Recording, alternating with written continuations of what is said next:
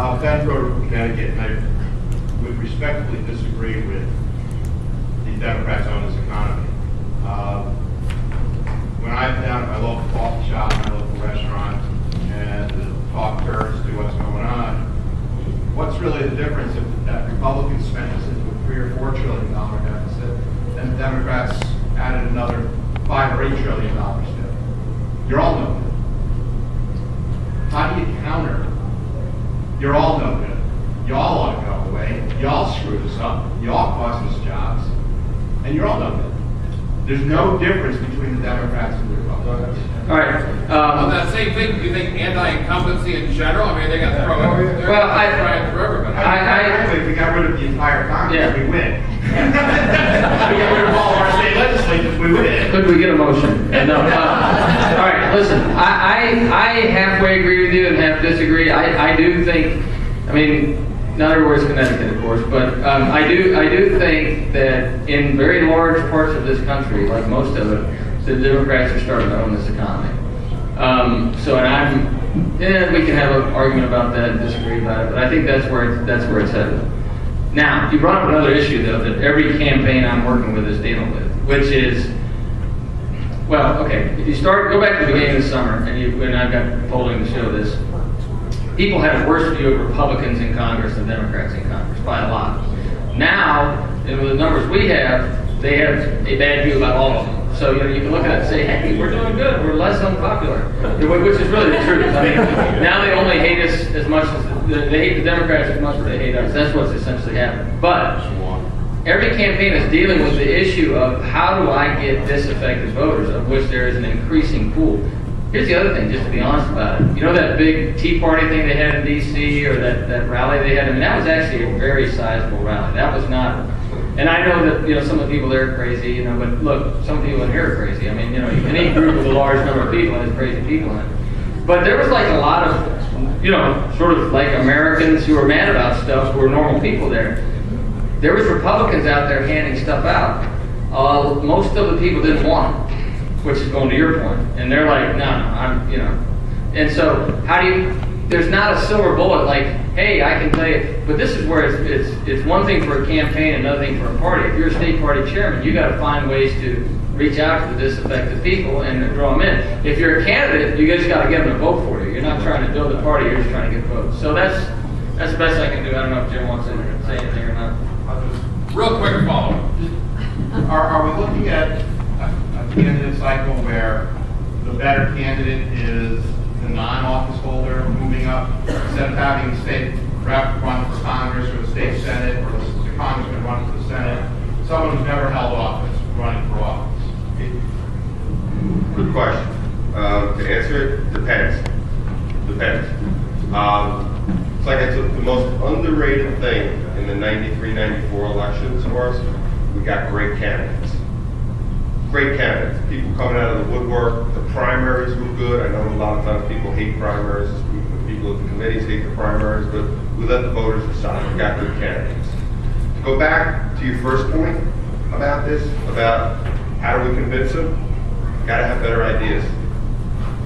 Gotta have better ideas. On the things that matter most to voters, you have to have better ideas. The reason right now Bob McDonald's doing better and is because they think he has better ideas when it comes to jobs, when it comes to the economy.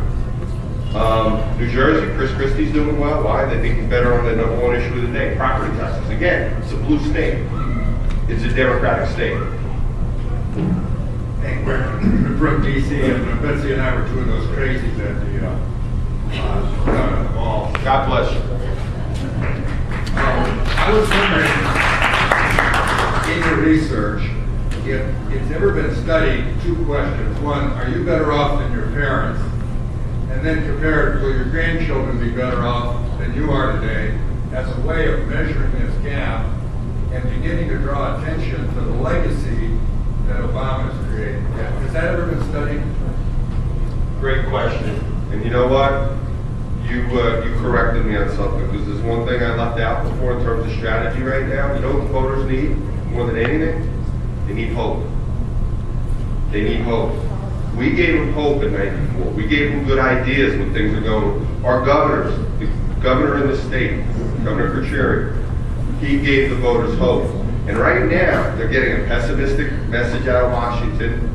You know, he told it, he was all, you know, everything was going to be wonderful. We're going to have no unemployment once he got elected, once we got rid of George Bush, all that other kind of stuff. They're not getting any hope. He's telling Americans, you know what, we're just like every other country in the world. We're no longer a superpower.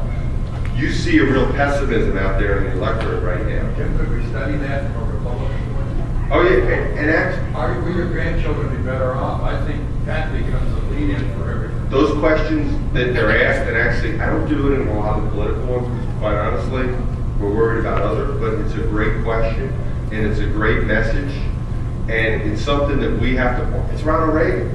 It's about giving them optimism, and that's what we need to do. Just one other thing, Hank, and I'm glad you clarified for everyone that your wife is crazy, but anyway, we'll get back to that. But I would say, you know, one thing that's driven me nuts for years is it's hard to get the voters to care about debt in government. You know, people are sort of deadened to it. It's like, oh, government's running a debt, you know, news at 11, whatever, they do that. But it has changed. I mean, and that doesn't directly answer your question, but the whole thing about, you know, we're spending our grandchildren's money, and I don't know what it is, but it's just, you know, you get to the law of big numbers, and you tell people on the news it's $1 billion, $1 trillion, their eyes glass over, but something has popped in the last, you know, 3 months of the surveys, and it's all of a sudden it matters, you know, which it goes a little bit to the issue you were saying. And one other thing I wanted to, well, anyway, I'll just go ahead with that if you have another question, Lois. We don't have time for a few more guys. Good afternoon. My name is Eric Wall, and I'm a Republican Attorney General candidate here in Rhode Island. The comment about the Tea Party, which was made with regard to that, you know, there are crazies and what have you, and we've heard this comment a few times during this conference. And I have to say that as a candidate here in Rhode Island, where we are working very hard to try to build a party, these are really the 51% of the independents out there that are here to support and are open to hearing a message from Republican candidates. And I get very concerned when I hear people referring to people who have gotten out of their recliners or gotten out of their couches or taking time out of their works and their jobs and going out there and trying to articulate a message and send a message to the people that we're ready for change. And we refer to them as crazy in comparison to the acorn protesters and to people at the GA summit who are throwing rocks through businesses and ruining people's lives and simply trying to make a living.